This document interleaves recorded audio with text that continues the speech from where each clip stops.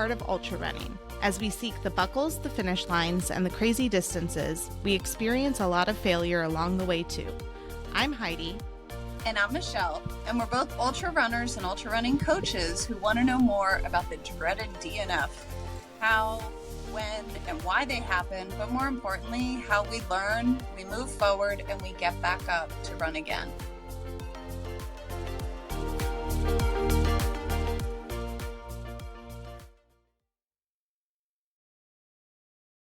Hey everyone, welcome back to Let's Run That Again. Thank you for joining us today.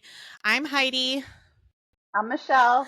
And we are here to talk about the hard races and ultra running and DNFs and how we can learn from them, deal with them, and grow from them.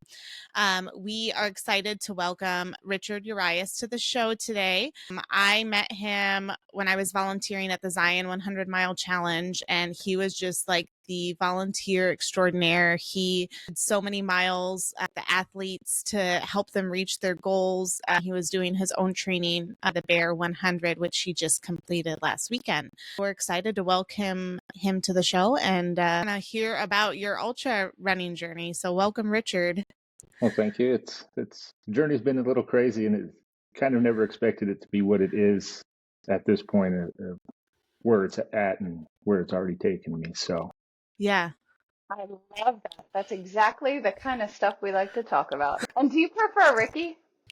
I go by either one. It's okay. Today's stuff is always Richard, since that's how you have to fill stuff out. And then doing the Zion volunteering thing, that's what was on there. And I've known Lyle for a little while, but it was always introducing myself as Richard. And there was a point I thought it was more of an adult name than calling myself Ricky, but it seems to be that's what I go by most, is Ricky. So that's my husband's name is Robert, and he always went by Bobby growing up. So if we go to visit like his family and like friends, they call him Bobby, but my son is Bobby. And I'm like, no, this is Robert and Bobby. Like he's not, it's not Bobby. So yeah, we just usually kind of start off asking how you discovered ultra running and kind of came to what you're doing now. You're completing some pretty crazy distances. So we'd love to kind of hear about your journey through that. Yeah, so I originally started running in 2010. I wanted to do a marathon, and which I ended up completing, and way overtrained, had no idea what I was doing. Blew out my T-band in the process, and oh gosh, a couple weeks before the race, and had no idea what I had actually done. I just thought was knee pain from running as many miles as I did, and ended up starting off really well. And then the marathon I was running was pretty much all downhill, which for IT bands is absolutely the worst. And ended up walking probably the last 8 to 10 miles and finished in like 5.5 to 5 hours and 40 minutes, somewhere along that. And wanted to keep doing it, but just never knew if my body was going to kind of bounce back. And I always feared having more knee issues, of thinking if I didn't do it right this time, what's the chance of something happening and just the long-term effects of it. So didn't run for a lot of years. And then probably around 2019, I started putting on quite a bit of weight, and I had made a promise to myself a long time ago. I did professional fighting at one point in my life, and so I had taken really good care of myself, had lost a bunch of weight from when I was younger, and told myself I would never get back to that point, and realized I was starting to get kind of the sedentary life, and weight was creeping back up. And so I was like, I need to start doing something. I live in a prime area. I might as well start getting outside and start running a little bit. The first draw was kind of the Spartan races. I had heard of doing the Spartan trifecta and thought that was what I wanted to do, and thinking I was that manly guy, and seeing all the obstacles, it really intrigued me. And so started training for that. And then, of course, beginning of 2020, COVID had hit. And so they basically had shut everything down for that year, and nothing went on. So kind of during that time, I had started listening to books and looking for different running things as I was running, and kind of the natural progression. You hear other podcasts with, of course, like the Goggins of the world, which is the love-hate to me at this point. Courtney DeWalter, of course, your normal books that Born to Run, all of that kind Born of to stuff. And Run. it was Yep. just, yeah. And it was just listen to, I can't remember her name right off. She goes by the Dirt Diva. I listened to her book, Pat. Catcher Corbett. Yep. Yeah.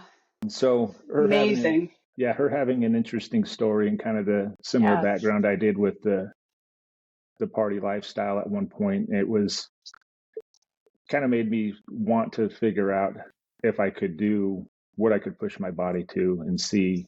And then so once everything kind of got rolling, I did the Spartan races and had ran a couple half marathons along with that, and kind of learned the Spartan thing just wasn't for me. It wasn't the vibe I was looking for. And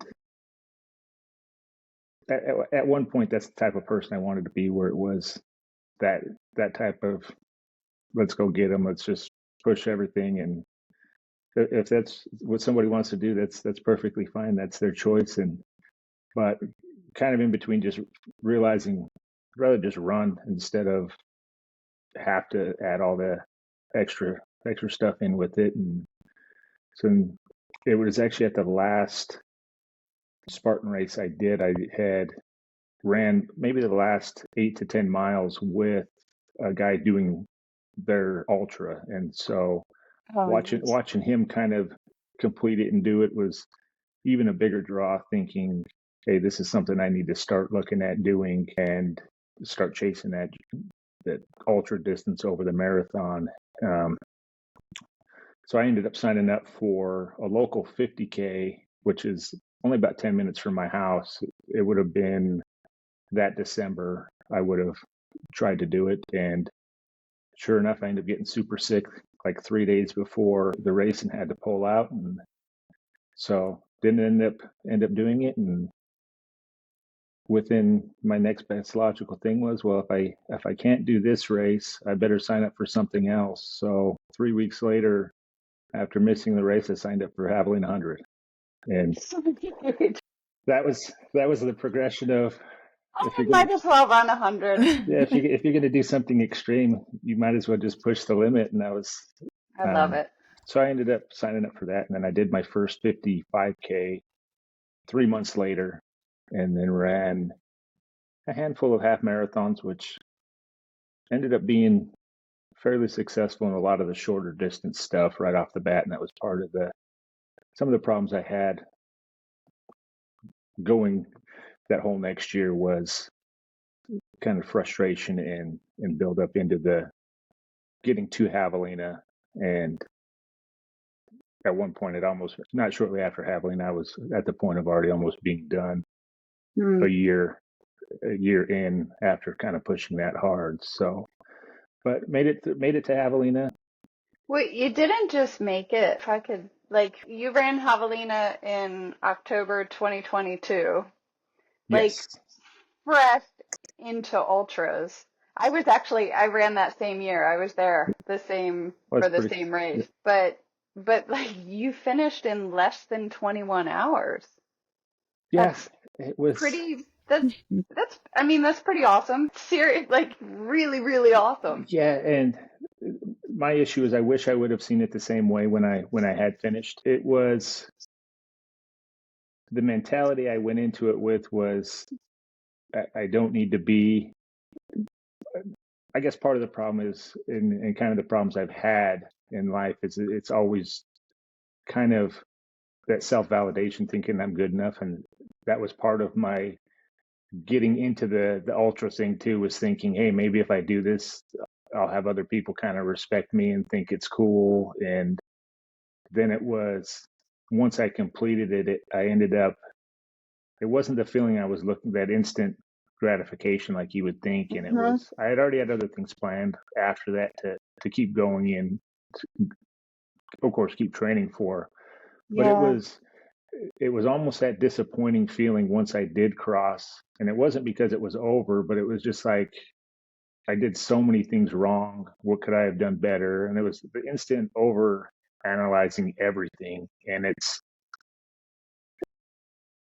been a huge problem I've had, just basically everything. And it's like, if you don't give yourself enough credit for stuff and kind of take a look at what you've actually done and appreciate what you've done. It's really no point in doing it.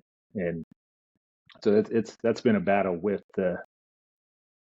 even the cool stuff I've done. It's trying to learn that it is cool to me, and it should be taken as a huge accomplishment and impressive. So Yeah, I think you're definitely not alone. I think so many people, and I don't know if it is unique to ultra running or if it's just I talk to so many ultra runners and we're kind of more maybe sometimes willing to talk about these things, but I feel like for a lot of folks who get into ultras, there's some element of where maybe at some point even or just feeling not quite good enough and sort of that pushing ourselves to these extreme distances and let me go and see what I can do, like we've got something to prove, if not to ourselves, to others, or I don't know. I feel like that's something I hear often. yeah, and it's a lot of the people that I've talked to on the trail or been around. It's like you're not the only one who feels this way, and it's like a lot of us are all misfits and people who feel like they don't belong in normal society a lot of times, and that's why it's kind of comforting being. I shouldn't say kind of. It's very comforting being part of the trail community that I have found because it's like you can open up to people and they're not going to judge you because a lot of them are going through the same things you are. They're all fighting their own demons, and it's maybe you're the person they need to talk to for that 5 minutes, and something maybe they don't feel comfortable telling somebody else, but being a complete stranger, they have no problem opening up because they know you're in the same battle they are. Yeah, I Yeah. feel like when you're on the trail or like in a race, I've gotten to know people that I didn't know prior to that moment or that day on like such a deep level that you would never get just like meeting somebody in normal Yeah. society. Like, Yeah, like the act of what you're doing in that moment, it strips down so much mhm. of the bullshit. Like it just strips that away and it's a more raw form of being with each other. It's kind of that freeing thing for me to where I've kind of hid pretty much who I am and who I was for so long, and then it's like it's totally strange thinking you can talk to somebody you don't know, but then again, it's like they still understand you, and they don't judge you, and it's not like they're going to go spill your secrets or because they're telling you theirs also. So it's Yeah. Yeah, so true. Absolutely. That's interesting, like after Javelina, and it's absolutely true that you're not alone with that kind of feeling after pushing yourself so hard to do this big race, and it didn't quite result in the feelings that you thought you would, even though you outwardly you were totally successful. So, I mean, you have certainly carried forward, and you're still running ultras. I wonder if you could kind of talk through like how you worked through that or how you still are working through that. part of my thing was I had a coach at the time. I When I decided to sign up for Javelin, I was like, well, if I'm going to do this, I better get serious about what I'm doing and try to kind of figure out what the right path is. So I found a coach that was local, and she's absolutely an amazing person. She's great, but at the end of the day, we weren't great together. Mhm. And it's one of those things, and I know it happens. I have a hard enough time living up to my standard, and then the standard she was pushing, it was about impossible for me to kind of feel like I was living up to what her expectations were. So it was at the end of the day, it just became miserable for me, and I just started hating so after I worked with her all the way up until April of 23, and Okay. kind of the same thing. It was I would run myself in the ground for her because that's what I thought I needed to do. Hmm. I learned a lot from her. Like we're still friends. We still talk every once in a while. She is a great coach in her own right for what she does, but it was just I didn't want to lose what I had for the love of running and being out on the trails. after I ran the Zion 50K in, I guess, April of 23, and was on pace to do awesome. Had some troubles. I fell, had kicked a cactus, and it was the same thing. It was Oh, I ended up finishing not far off my goal time. I wanted to finish in just under 5 hours. I ended up finishing like 5:08 somewhere in there. Ended up being like 10th overall, or 10th male overall, 14th overall, 10th male. wow. And same thing, it was across the finish line, and it was just as well as I did, and the problems I had finishing as well as I did. It just was. It wasn't. It was, again. I was disappointed. I was pissed, and she was there at the finish line, and it was just kind of that. Didn't want to see her. Didn't want to really talk, because it was like I felt like I disappointed her. Mm, And then kind of made the decision a couple of days later of, hey, I need to separate myself from her and kind of move on. And it was sound weird, one of the hardest it was like calling a girlfriend and breaking up, where it's like you don't want to be the bad guy, but it was a hard conversation to have, and it was had to move on for my happiness, and yeah. kind of did my own thing for a little bit, and then ended up finding a new coach named Trevor Fox, who's an absolute monster in his own regard of his run for mountain running. So I found an actual mountain and trail coach who's been really successful, and been working with him for a little over a year now. And just his whole attitude is totally different, to where if I miss a mile, it's not a big idea. If I don't hit, or big deal, I guess, or if I don't hit Yeah. enough of my elevation, for if I had, say, 3,000 or 4,000 feet I needed to do on a long run, and I only hit 2,500, it's not the end of the world. It's, get as much in the best quality work you can get in when you can, instead of that end number is not actually the more important number. Getting the actual work in is. And so learning that from him has been a huge help, and just kind of the different training and looking at things kind of reignited that fire, and the more love back into it, and way more enjoyable, and instead of feeling like I was a chore to get out a lot of times. Yeah. The last thing you need is anything else to, like, when you're already struggling with feeling enough and wondering if you're doing enough, the last thing you need is a coaching dynamic that's going to enhance or perpetuate that. Yeah.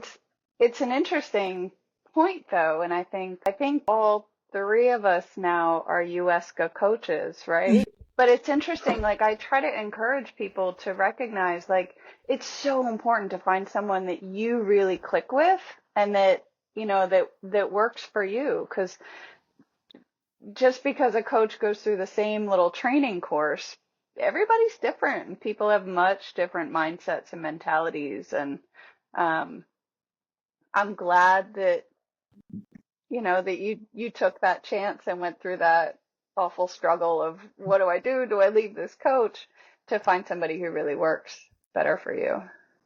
Then I think it's important finding the right dynamic, because if not, you can still be getting the stuff in, but if it's draining you mentally, at the end of the day, you're still not going to be able to perform to anywhere close to what you really want to, or even just build your normal base and stuff like you need.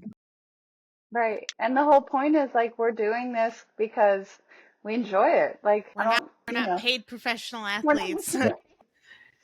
So I have a question for you, Richard. You struggled mentally, you know, after a few of these ultra marathons, because like you felt like your performance wasn't up to your standard, and possibly your coaches too. So because you really didn't do that many other races before you took the leap to Cocodona. So I'm just curious, like, because, you know, in a 50K to 100 miler, like, things can go wrong, but when you add that extra 150, you know, plus miles, even more can go wrong and more can set you back. So like, what was the mental shift to make you want to, go for that distance where potentially things could go, even more wrong than they do in 100-miler or a 50K? I think that's part of the problem also is I haven't really ever had anything go super wrong in a 50K or 100-miler. Okay. Traveling and my legs swelled up pretty bad. But Cocodona was more the interest in actually seeing if I can do it. When I did the 100, my wife was terrified. I've got a little brother who's totally an enabler, telling me, never tells me no, pumps me up anytime I need something. So when I had talked to him about it, he's like, just sign up and do it. He's like, you can do it. Mm-hmm. So, and that's what my wife was fearful of what's the next thing you're going to attempt and try to do. And it ended up just being, I told her, I said, if I don't sign up to do it this year, I don't think I'll have the chance to do it after this year. And so kind of started talking about it. And then I ended up signing up for doing it as a charity bid for the Wander Project. Oh, cool. And so I ended up raising a little over $6,000 for Bigger Than the Trail. Wow. And with that, I ended up just basically paying the entry fee and donating my portion of it. That way it wasn't I didn't want it just to be a free race for me. I wanted to do it to make it important. And it was definitely a struggle raising the money over the year. And so I ended up making it happen and raising all the funds. And that was my other thing is I wanted it to be something that wasn't about me, and make it more for everybody else who had donated, and then everybody who that money would end up going to help at the end of the day. And so finishing was more proving to myself I could do it, helping others, and then kind of showing even my daughter that you can do super hard things if you put your mind to it. And having her along as part of the crew and a pacer was probably one of the best and most special moments I've had in my life, getting to share that opportunity with her, being my youngest. And being a youngest and a girl, I guess it's hard to know what you're actually capable of until you push and do it. And so she ended up doing 2 sections with me. I believe it was Deer Pass to Sedona, which is about 14 miles and 23 or 2,400 feet of climbing. Yeah. And then Walnut Canyon to the finish line, which is that last 22 and I think 3,800 feet of climbing. Wow. So how old is she? She was 20 at the time. That's awesome. So, and the hard thing with that is I think it would end up being 36 miles and almost 6,000 feet of climbing. Before that, she had never been over 12 miles and about 1,500 feet. And wow, so that's significant. It was once she got out there, realized, hey, this is a lot tougher than first day. She was fine. Going into that second day, going up Eldon, it was a lot of tears. Yeah. And her worrying about she was going to disappoint me if Aww. she didn't make it up. And it was the kind of telling her that's not a thought you should have. I'm not going to be disappointed in you. And so we ended up made it to the top. And of course she had to call her mom, and she's bawling because she did the hard climb. And we get down to Buffalo Park, and you can just tell her she is just absolutely on fire and burning, and she was just spent. And yeah, I was thinking, man, is she going to make it the last 2.5, 3 miles? Yeah. And we ended up getting down to probably the last downhill.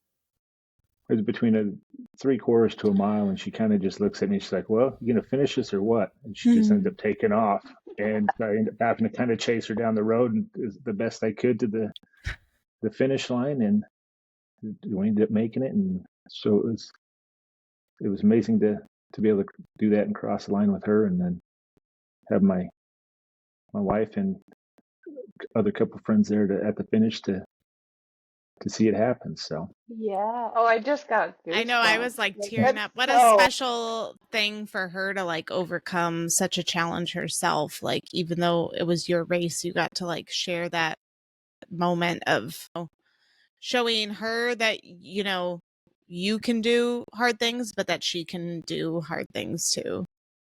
and I know she's always been inspired by what I've done, but even this last week, this is the first race I didn't have my family with me, and they weren't able to travel with me, so I just kind of winged it. But I got the race morning. I got a text at like it would have been like 2 a.m, so I'd have been sleeping. But that was the text I woke up to, was my daughter saying, "Hey, you've got this, and Aw. I love you, and you can do it." She said, "If you can get your phone on at the last mile, turn on." I can't remember the song right offhand. I think it's "My Body" by Young the Giant or something. And she's like, "Just finish strong." And so it's the messages like that now that make it all worth it, and knowing I am doing something right. So yeah, that just has, and it sounds, having that impact beyond you, which is what it sounded like you were talking about in raising funds for the Wonder Project. It made, like you said, it made the race not just about you, it was impacting more and having that connection. That's pretty powerful. well, I figured if it's the struggles I've had, I've been fortunate enough to have the ability to either pay for the help needed and stuff like that. But I know there's a lot of people that don't have the ability to do it. And so if it's something that can help somebody else get something they wouldn't normally be able to afford, to me that's really what's important. I think there's a struggle that a lot of us don't talk about, and for a long time I didn't until maybe the last year. And it's like it need to be more open about it. You don't have to be the tough guy. There's times it's okay to cry. If you're having a hard time, you're having a hard time. You don't need to bottle up, and it's not going to do you any good at the end of the day. Yeah. In a race like Cocodona, like, because it's over several days, I'm sure there are many low moments too. Would you be able to talk a little bit about how just the low moments and kind of how you were able to keep yourself moving forward? It's kind of another one of those ones where it's a little crazy, where there wasn't really low. I had 2 times where it was more sleep deprivation than actual low moments. Mm-hmm. It's hard to explain. And at the Zion challenge, I talked to a guy named Josh about it after he had finished, and he was asking how Cocodona was, and I said, without sounding like a total madman, I said Cocodona was the easiest hard thing I've ever done. And he kind of looked at me funny, and he's like, "Well, what do you mean by that?" I said, no matter how hard any of the parts of Cocodona were, things that I've done and dealt with in my life, of disappointing my family, ruining anniversaries, birthday parties, stuff like that, that's always going to weigh way heavier and be way harder to know that I've done and dealt with than the times of the struggle through a race. So that's where it gets a little hard, I guess, to answer the real hard things for the race. And I guess that's kind of what keeps me motivated and the fire going, of knowing I can't keep. It's not about disappointing others anymore. It's about not disappointing myself in the actions that I do going forward in life. And so that's what makes the hard times, I guess, in a race easy. And then it just kind of keep telling yourself. I had seen a quote a while back. Let's see if I can pull it up right quick. I have it saved, but it's be the person that you needed when you were younger. And so that's kind of the goal now, is thinking, am I now the person that I would have wanted to look up to and idolized when I was that scared little kid thinking I wasn't good enough? And so chasing that now is kind of where I look at things a little bit deeper. And if I'm doing things the right way in my eyes, hopefully that's the way everybody else is seeing it also. Yeah, that's a powerful perspective, and keeping things in perspective. It's a little bit along, like Heidi and I have talked about this a little bit before, like, you know, these hard, tough races that we do, like as hard as they are, it's kind of pretend. I mean, like we choose to do these events, but when you keep it in the perspective of the rest of life and like real world hardships and real world struggles and things that we deal with and that other folks have come through and challenges that we've faced, that really are truly much more like serious, I guess. You know, when you're standing out there on the trail, and I don't know, sometimes it just helps to put things in perspective. Yeah, that's kind of I guess circle back to the answer of Cocodona too. To me, it's the longer distance races, it's like an escape where your true reality doesn't exist at that time. And so throughout Cocodona, it was like I had no idea what was going on in the outside world. I didn't see people for hours. The only person I would have with me a lot of time is one of my pacers. So it was either talking to them or just being quiet and kind of soaking it up for the views and what it was. And it was kind of a big mental reset of you're out here doing something because you want to do it. If you get it done, great. If you don't, we tried. And that's the biggest thing is if you don't try, you're never going to know. And I wanted to know if I could do it. I was lucky enough to actually do it. So I don't think it was all luck. well, there's a lot of training. A lot of training went into it. A lot of time away. But yeah, I think those type of races anybody can really do. It's if you want something bad enough, that are dedicated enough to push to get there. Anybody can get there. There's ultra running special, but it's not so special that it's not unattainable for people to do. It just has to be the realistic goals going into it, and if you push hard enough to get it, you can get it. Yeah, if you're willing to work hard. Yeah. I like to say that. Like there's really nothing special. I don't even know if you just have to work hard. You just keep going. Yeah. Absolutely. I wonder, like after Cocodona, you get home, you did this, like you were successful. Was it similar to after Javelina, or were you able to really digest and accept, like, yeah, I just really succeeded at this thing that I had set out to do? Yeah, and that was with switching coaches, of just going into it with a different mindset and having to learn. I really don't go into races anymore after that Zion thing. Any of those races I've done, I don't go to a race anymore to race. I go to a race to run. If I have an awesome day, great. If I show up and blow up, it's just what it is. And if I go there to race, being the mental monster that I am, it's all it's going to do is drive it back to that unhappiness of what I was hating with running before. And I want to enjoy it. I want to be able to if I want to stop and take a picture, it's not going to kill I'm not worried about, hey, that's going to take 30 seconds off my time to this next aid station. Or if after the race, if I stopped and took pictures or videos, well, if you wanted to have done that, you could have been 2 minutes faster. It's not what it's about. I'm there to run. I'm right at the front. We're not, like you said, we're not cashing checks doing this. And you had to get back to the simplicity of it. And even with Cocodona, I knew it immediately. It was amazing what I had done. Other than kind of posting about my pacers and crew, I've never done a post on my finish time or anything like that, or really the completion of it, because I don't want that memory and feeling to kind of go away.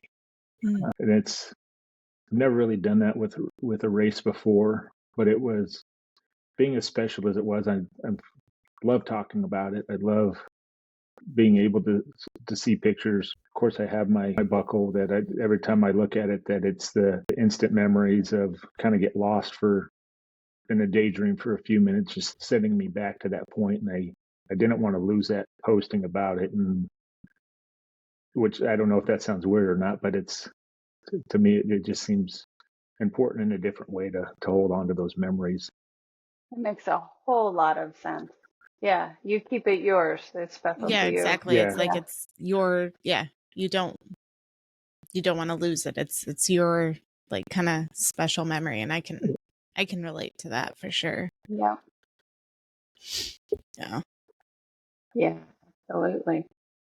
You like talked a little bit about like your journey, you didn't really dive into it here, but you had mentioned, in Cocodona, the hard parts weren't really hard because of like what you've experienced in your past is hard. And I feel like it's a resounding echo in those who have had experiences with addiction or like coming to sobriety. I mean, we've interviewed my brother on this podcast before, and he had of a similar journey in that it's like it's not at one point, he said in his interview, it's like the fact that he's gone 7 years without a drink at one point seemed impossible in his life. So him doing these crazy things and doing distances isn't impossible to him anymore. And that's kind of what brings him back to like taking on these challenges.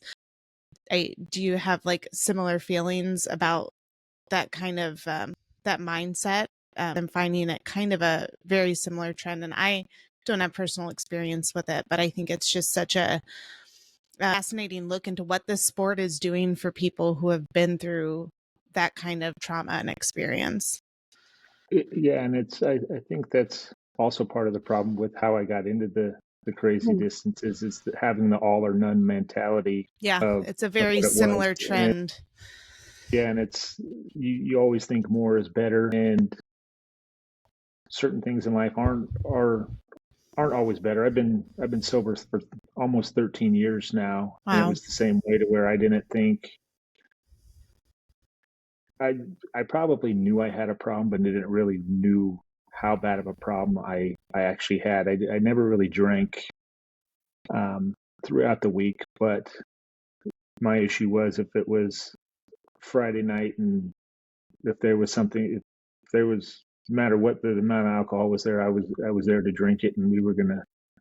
When I say we, it was normally me by myself by the end of the night, finishing off, and then if there was something left in the morning, it was just started that cycle again the next day. And so it was definitely a struggle that way. And it's, I think, kind of removing myself from that and finding, I guess, the healthier option, even though it was quite a ways down the road from what it was, has been good and bad. And still, in some senses, even with the running, there's still things that take a toll on just balance of regular life and things like that.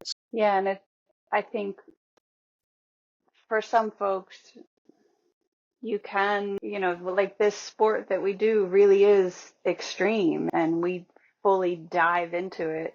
And it sounds like you've really worked so hard and like still working at developing that self-awareness of like where, not like, and I see it for me too, like where the demons lie, and how I know for me, I have to be very aware so that you just keep things, I guess, in perspective, because it can feel like a double-edged sword sometimes, where you can get too lost in running, and like with your earlier coach, like get too lost in the self-judgment, like when you have that tendency or that pull to be so hard on yourself already, and to have those tough expectations already, to be it just requires us to be so aware of that so that we can lean into this sport and tap into the benefits of it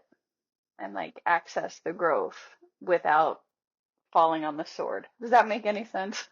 Yeah, and that's kind of the balance thing for me, is trying to figure out, okay, I've still got a home life, I've still got work, I've still got things to take care of, to where I can't just let the running consume me 24/7. And it's tough. It's even for where I work now too. I work in the running industry now, and so now being involved with that, It it's really consumes your it's life. it's between, yeah. So it's now turned into, 3 years ago I would have never expected to be where I'm at. Um, Never thought I would work for a running company. Never thought I would.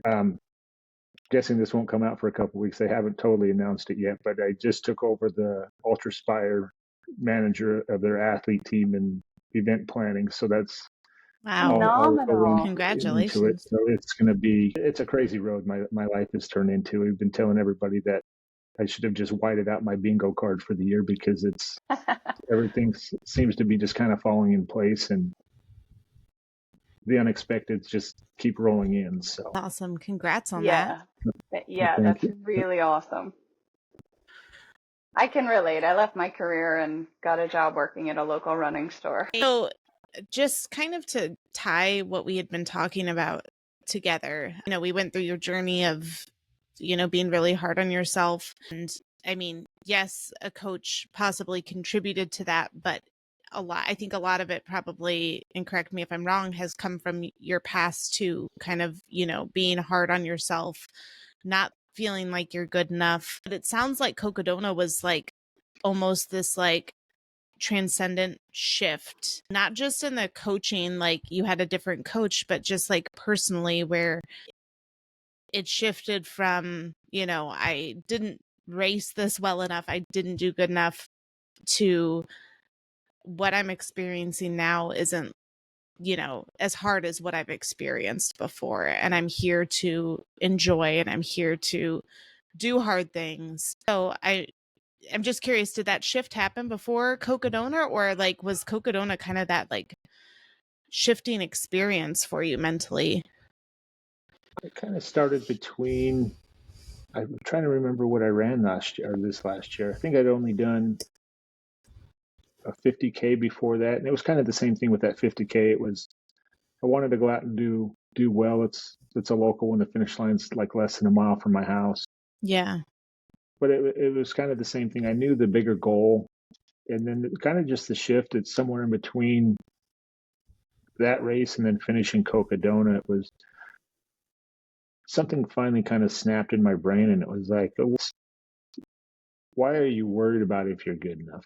Apparently you are good enough, and you just need to start realizing you're good enough. And doing a lot of the negative talk to myself, I realized was killing me more than helping me. And it was like, it's why do you care? Who does it matter to? Exactly. You can say you're not good enough to yourself a million times, but you've got all these people around you that keep telling you how good of things you're doing. You have people that reach out to you and congratulate you that you've never met and want to be part of your life. It's like you're doing something right. So quit being so hard on yourself. It's kind of that wake up stupid moment of, it's quit being mad at yourself for no reason, I guess, is kind of what it was. And kind of learning to be, I want to be influential without being an influencer, which I guess it's as I've been told several times, that if you're influential, you're an influencer. But I don't want to be that person who's making a million posts telling Influencers everybody. getting a little bit of a, different A meaning to negative it. I feel like connotation. negative Yeah. connotation. There you go. I'm not going to totally talk about my feelings on the trail running influencing world right now, but I don't want to be that type of person. I'm happy for kind of what I'm building myself to be now. And Yeah. I think that was one of the things too. I was so happy I wasn't happy at one point in my life thinking who I was or who I was becoming. And now I can look at it and say it was all part of the process and part of the struggle of who I am now. And if it's making an impact on other people, then that's what's important now.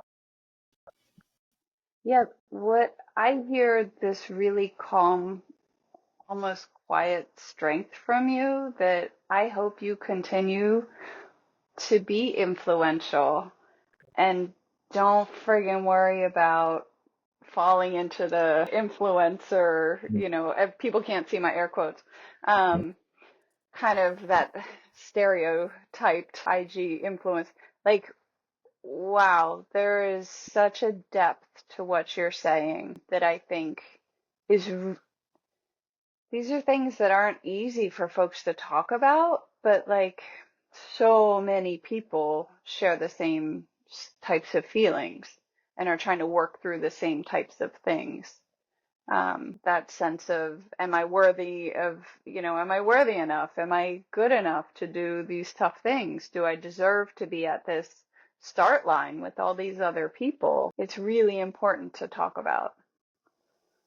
I think even a lot of the bigger races, you line up there and you see it's kind of that instant look around and think, well, man, that guy's got to be super fast, or that lady's going to absolutely crush it. And instead of worrying about, you're here, you're the same.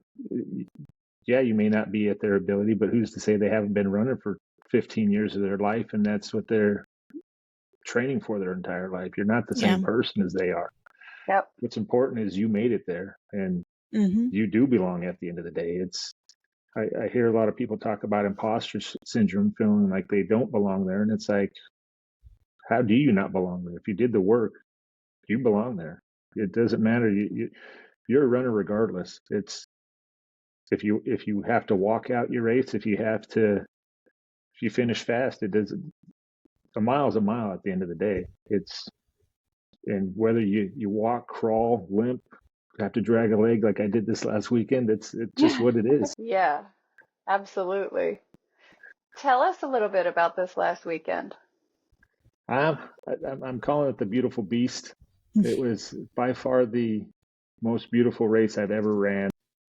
Where, for folks who aren't sure, where is the Bear 100 exactly?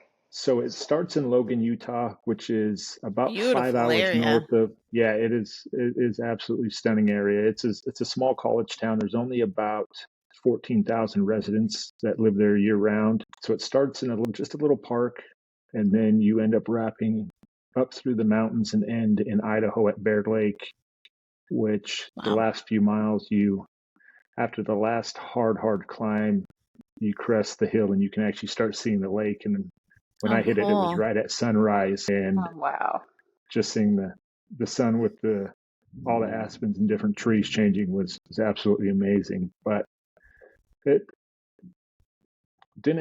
wasn't the time I had planned on finishing.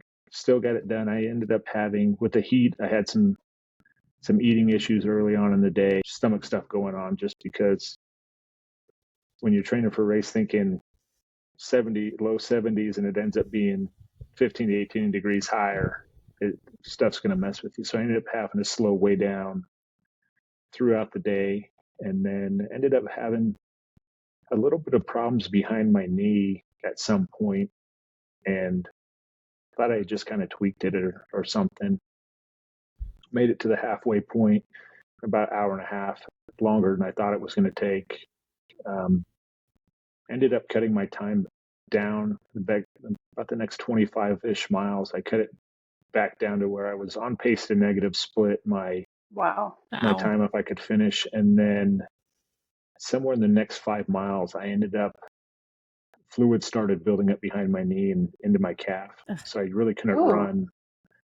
And then ended up kind of jogged when I could, but every time I'd go to get into the last couple aid stations, my leg would just get super stiff and I could hardly bend my knee. Gosh. Which was... What was that like? Were you freaked out? Were you like, what was the mental experience of that? Because that sounds a little freaky. I was a little more irritated that I couldn't run. There was a lot of runnable sections by that point, and had felt still fairly fresh enough to be able to at least jog or run. And then just every time I would try to put any weight on it, my calf would get super tight. And then, of course, not being able to pick my leg up, I'd kick a rock and it would just shoot pain up into my calf and into my knee. And it was kind of one of those, I've dealt with leg swelling before, thinking that I'm close enough. I'm still, at that point, I think I still had 12 or 14 hours to make it if I had to.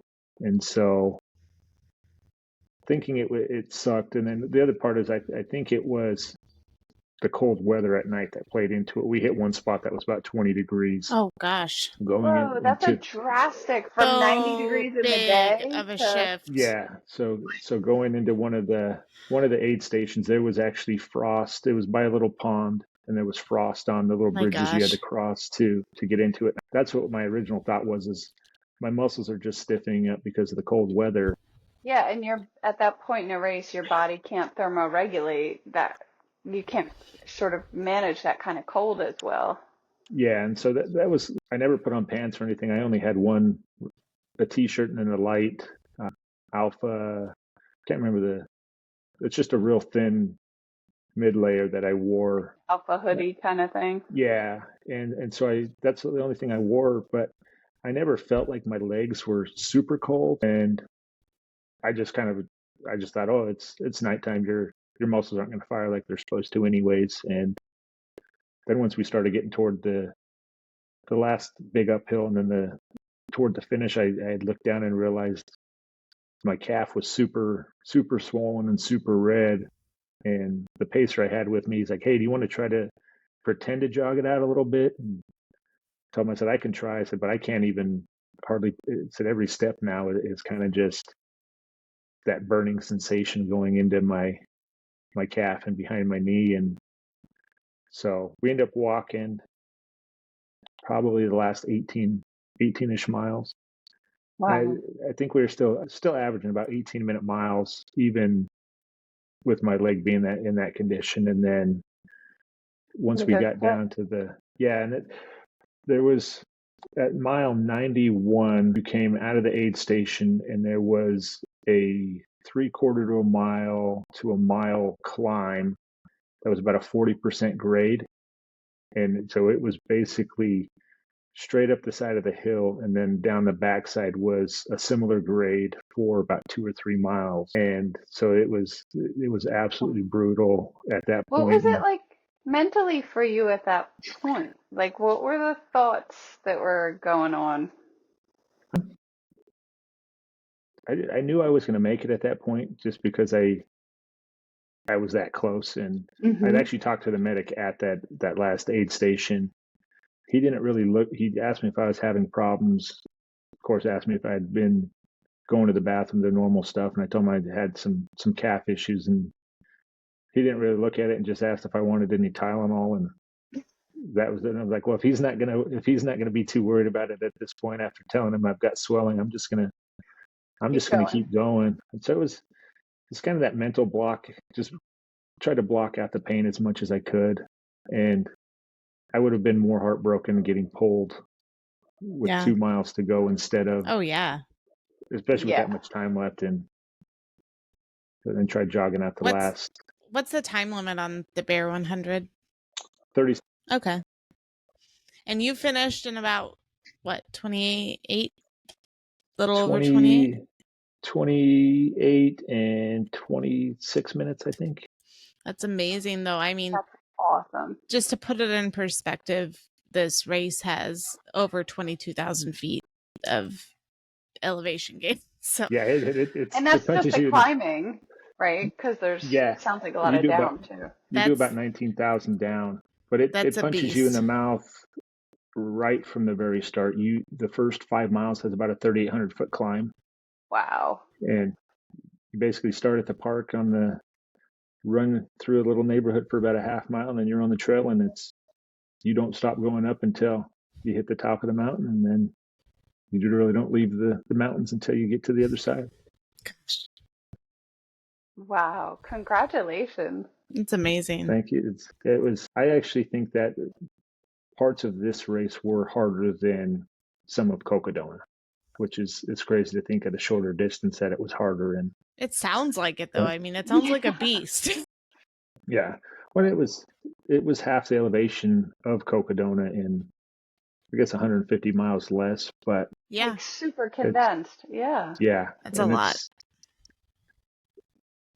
That is significant. How is your calf today? Like now? It's still a little.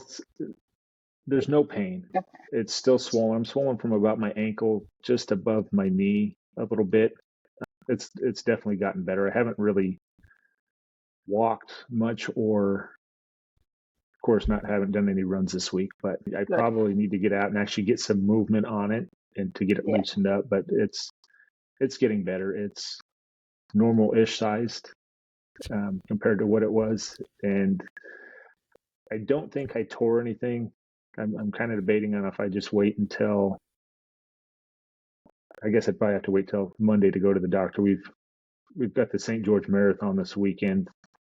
It starts this afternoon. Tomorrow, pack to pick up stuff. So it's going to be a madhouse around town, and we've got to go work a booth at the expo for it. So fitting that in over work is probably not going to happen. But if it really doesn't get better in the next couple of days, I'll probably just bite the bullet and go get it checked out and to make sure it's good. I'm supposed to have another race in like 5 weeks, but I'm not sure if I'm going to pull out of that one. I tore my calf last year at this time, Wow. about early September-ish last year, and didn't run it last year. So I wanted to really run it this year. And when I got the opportunity to run the bear, it kind of became on the back burner of importance. So I only took the race for the bear about 9 weeks out from the race, and I hadn't really been Oh, running wow. a ton.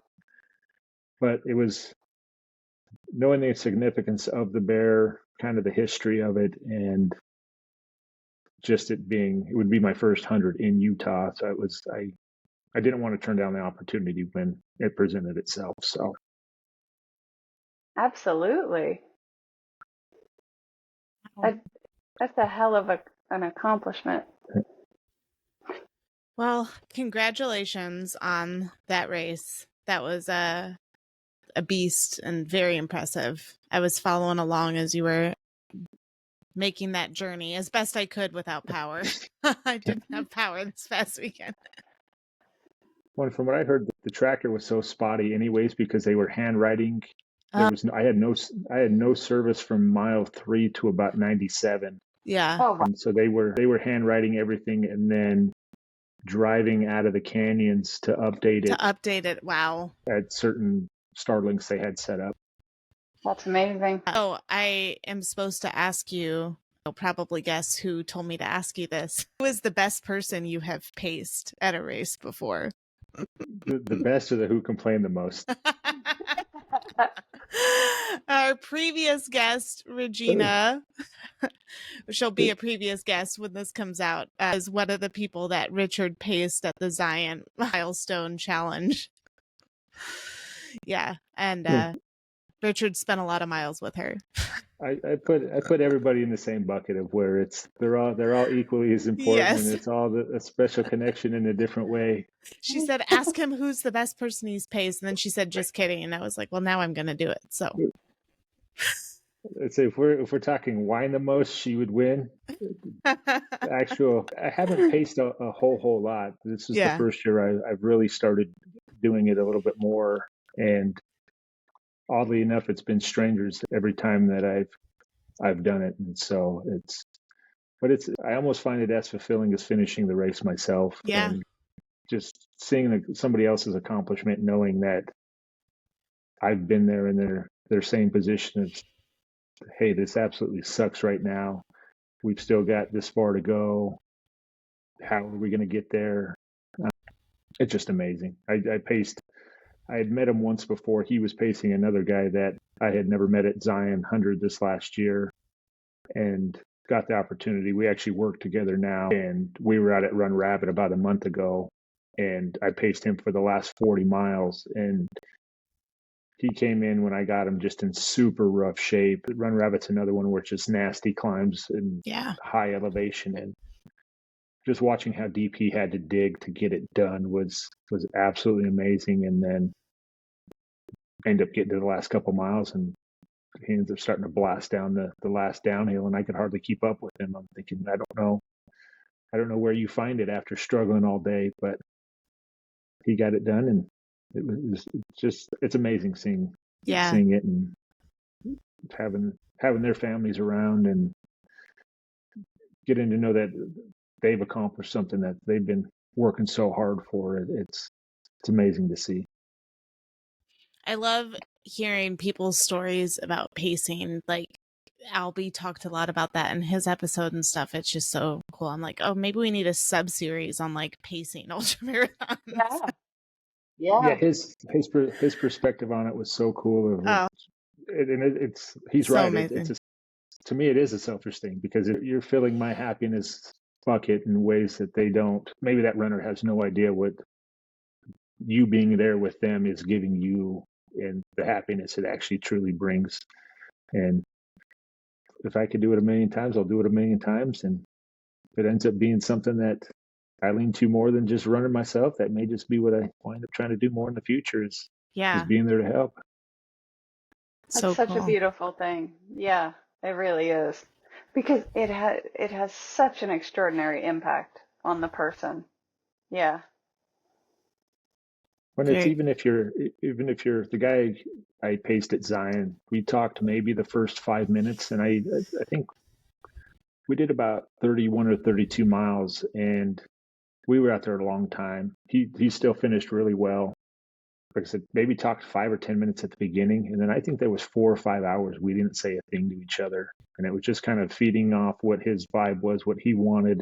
And then all of a sudden he's just like, you know how nice it is knowing that there's somebody behind me that I can talk to if I really want to talk to somebody, but also knowing I don't have to say a thing, but you're still here. And so it's just the little important things like that, to where I hate being in the dark by myself. So if I can help somebody get through the dark, it's super helpful. It's almost like, I feel like there's such acceptance in that. It's like acceptance of each other and of just being in the moment. You just be. You're just like, you're just existing together. I don't know. It's beautiful. Very cool. Well, what else is on your calendar? Possibly the Dead Horse 50, if I decide my leg's in good enough shape. And then if I decide to pull out of that, it's because of Hurt 100. I drew out in the lottery this year to run Hurt in January, and so that now turned into my A goal for already of 2025, and then I'll do Zion 100 in April next year. Awesome. And then from there on, I'm kind of undecided. It may be a light.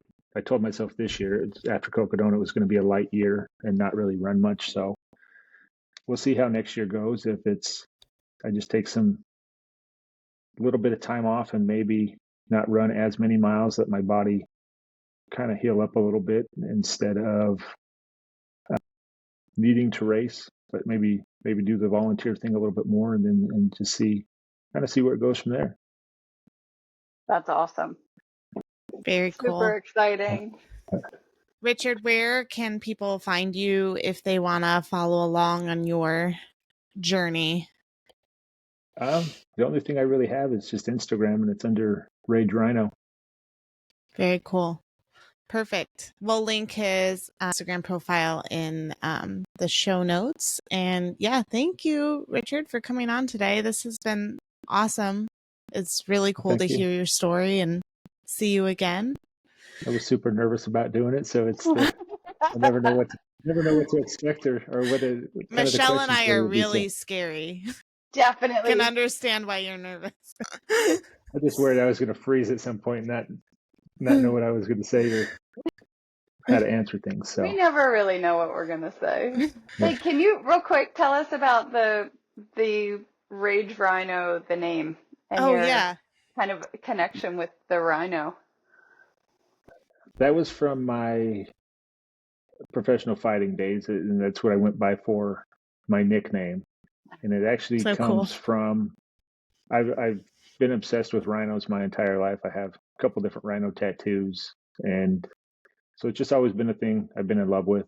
And then we were watching movie Anger Management at one point way back when I was fighting, and it's when Jack Nicholson comes to Adam Sandler's apartment and kind of bursts in, and he walks in and he's like, "Well, isn't the layer of the Rage Rhino?" And then so from there it was like that's just who I had to be. So I've been him ever since, and followed me after fighting. So I love it. That's fantastic. I might have to revisit that movie. It's Yeah. been a while. It's been a long it's time. definitely a good one. I haven't seen it for quite a while either. Very awesome. cool. Well, thank you so much, Richard, for coming on. I'm going to wrap up our show there today. So, yeah, just be sure to follow us, leave a review, do all the things to kind of help us spread the word about the podcast. We really appreciate it. And we'll catch you guys next week. And in the meantime, remember to stay curious and embrace the challenges.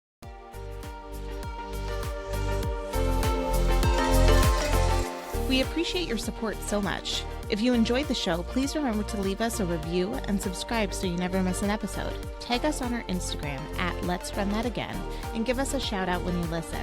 And as always, we welcome feedback from you and are open to ideas and guests for future episodes. Reach out on our Instagram or email us at letsrunthatagainpod@gmail.com.